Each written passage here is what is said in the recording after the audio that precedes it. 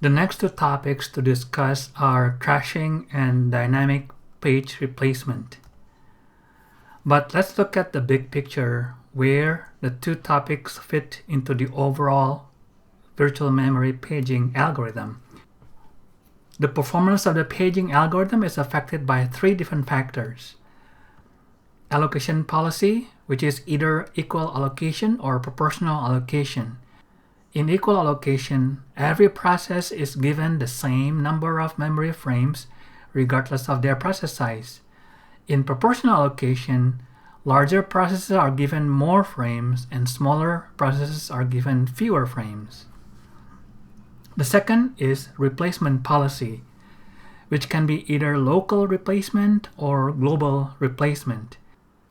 In local replacement, whenever a process experiences a page fault, the victim page will be selected from the page of that process alone. But in global replacement, when a process experiences page fault, the victim page may be taken from another process. The third factor is the page replacement algorithm themselves. We have seen three static algorithms: FIFO, LRU, and optimal. These algorithms assume that the number of frames allocated to a process is always fixed. But in dynamic algorithms, the number of frames allocated to a process can change over time. So let's look at the issue of thrashing in more details. But before discussing thrashing, I'd like to remind you that in modern computers, all I/O operations are handled by a separate unit in the CPU, which is called the DMA, or Direct Memory Access Unit. So as a side effect of this design, it is now possible that your computer is doing really heavy I/O operations while the CPU is doing no work. And this is actually the initial cause of thrashing. Thrashing is a poor condition of your system when the operating system is spending most of its time handling page fault interrupts without doing any useful work. This may happen, for instance, when the demand of the virtual memory is very high. The condition begins when there is an extremely high traffic to the swap disk and the CPU is doing little amount of work because the DMA is handling all the I/O operations. In response to this situation, to increase the CPU utilization, the OS will attempt to bring in more process to the physical memory. But this poor decision by the operating system increased the memory demand of the overall system. And as the side effect, when global page replacement is used, the operating system will begin to steal pages from existing process.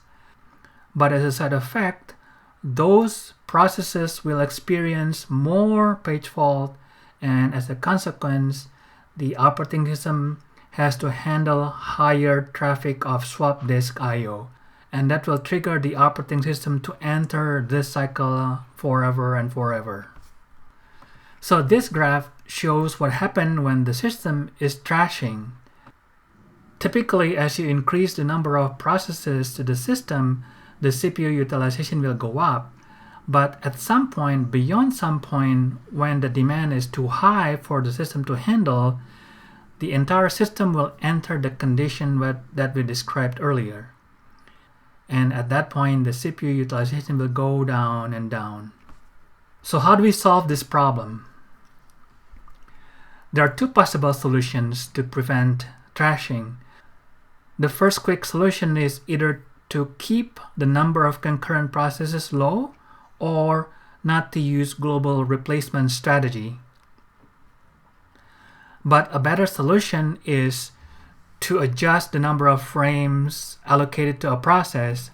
Adjust means we can add more pages as needed, or we can remove pages when they are not needed anymore.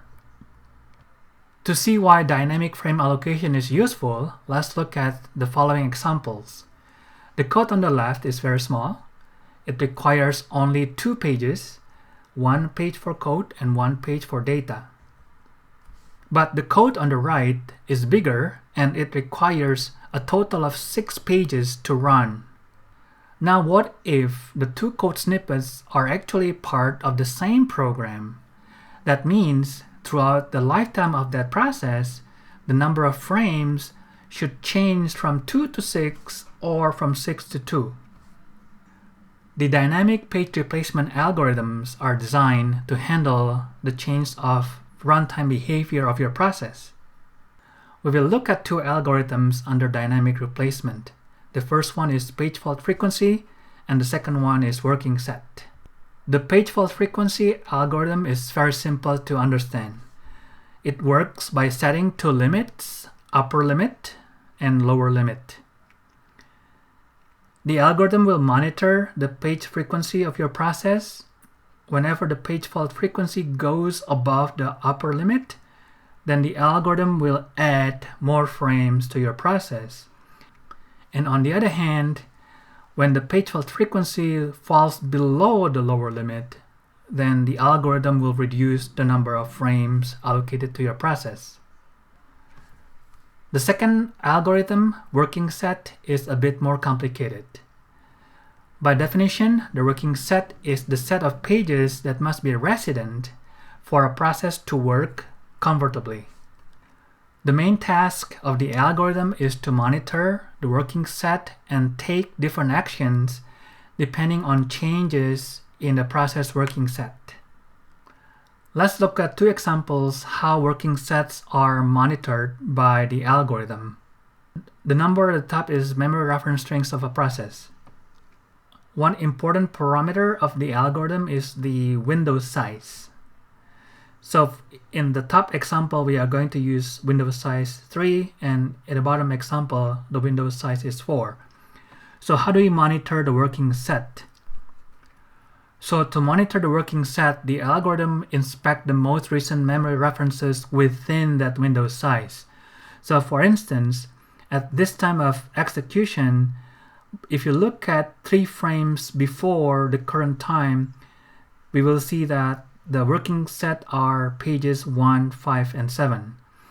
At this time during the execution, if you look 3 frames back, we know that the working set is the set 5 and 7. And for this time during the execution, if you look back 3 frames before, then the working set is just page 4. Now the second example is when the window size is 4.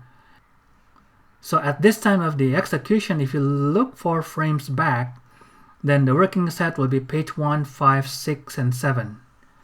And the second example, during this time of execution, if you look back 4 frames before, then the working set is the set of 5 and 7. And then same thing here. So during this time of execution, the working set is the set 3 and 4. So based on the working set, the algorithm will take one of the 4 actions below. The first action is to add new frames whenever there is a page fault. So this is different from the static algorithm. With static algorithm, when there's a page fault, the algorithm will replace the current page.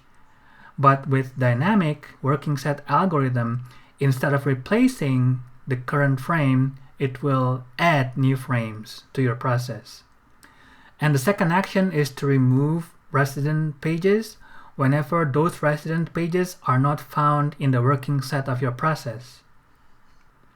The third action is to run the process only when all the pages in the working set of that process are resident in RAM.